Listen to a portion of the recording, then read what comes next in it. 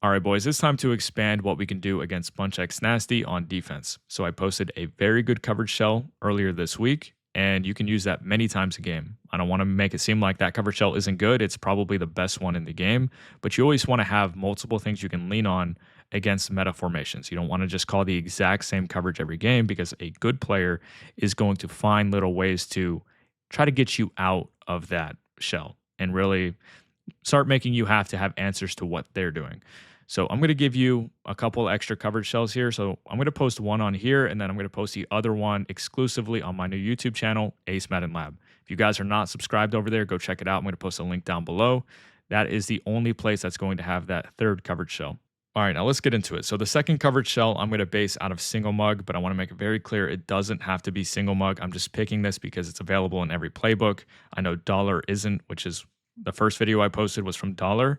But single mug is available in every playbook, and it also has a cover 9, and that's the easiest play to adjust out of to get the coverage shell we're going to be using. So we're going to go ahead and we'll keep autoflip on, safety depth on close, safety width on pinch, and then we're going to change our coverage shell to cover 2, so right stick to the right just once, and then we're going to call cover 9.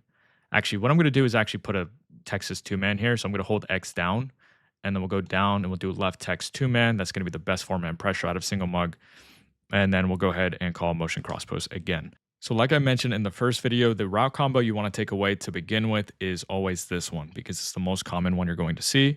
And we're going to take it away in a similar way to what we did with the match shell, but we're going to be doing it with just straight up zones.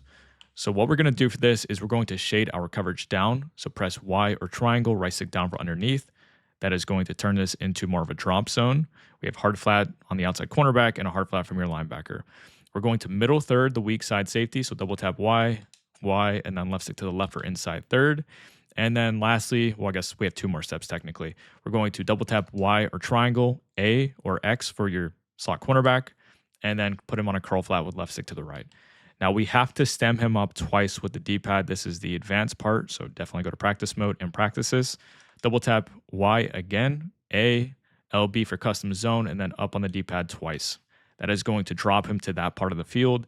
And basically what we're doing is playing a form of Mabel coverage over there on the bunch side. So we're not doing any kind of match coverage, but we're still effectively covering the sideline. So if you have this route combo where we have the stem corner and then we have the halfback cross flat, the outside cornerback is going to handle the cross flat, and then the curl flat is going to handle the stem corner. And you really can't get over that stemmed up curl flat. Even if you freeform it and time it perfectly, you are not getting over the top of him. So let's go ahead and look at this in instant replay. Like I said, it's very similar to the first coverage shell. We're just not using any kind of match coverage. And man, these menus are so freaking laggy. If you look at the backside with the return route, he's really the only thing that's going to be open. And the other coverage shell does take that away. And you could, of course, keep the quarter flat on that guy if you really want to, but we're going to talk about that more in a second. It's actually not really a good thing if you keep that. But the bunch side is covered, and it's nice to have that outside cornerback in the hard flat because he's just not going to get beat to the flats ever by any route, even if a bunch receiver is on like a flat route or whatever. So it's good to have that. So this Mabel coverage is actually very, very effective. Now let's circle back to this quarter flat defender. You can keep this guy on a quarter flat, which is going to match the return route if you want. And the way you would do that is you would just manually change the outside cornerback on the bunch side into a hard flat and then set up your coverage like this. Now, the more important thing I want to talk about is if you're going to use single mug, you actually have a massive alignment issue against Bunch X Nasty. And it's the fact that your flat zone defender on the running back side is directly over the running back, which honestly, not a great thing because they have a play called spacing switch. So spacing switch has this fast running back flat. So we'll go ahead and set up, we'll just do like the drag return concepts like this.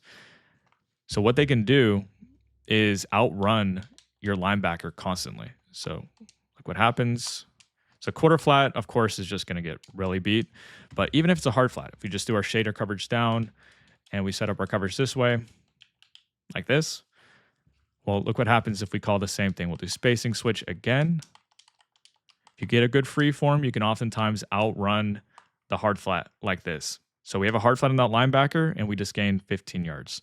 So you do need to have that awareness where you need to move this guy a little bit down and outside the running back. That way he does not get completely outran. So you can just move him out like that. Then set up your coverage, and now you're a little bit more protected against spacing switch. If you call a play like, or call a formation like dollar, you don't really have to worry about that too much because you have the slot cornerback to handle it. But it's just worth noting that you just want to make sure your defenders are in position to not get out leveraged. And the final thing I want to talk about is how this coverage shell and the previous one are both very good at not getting bombed. So they have a very good play called motion halfback choice.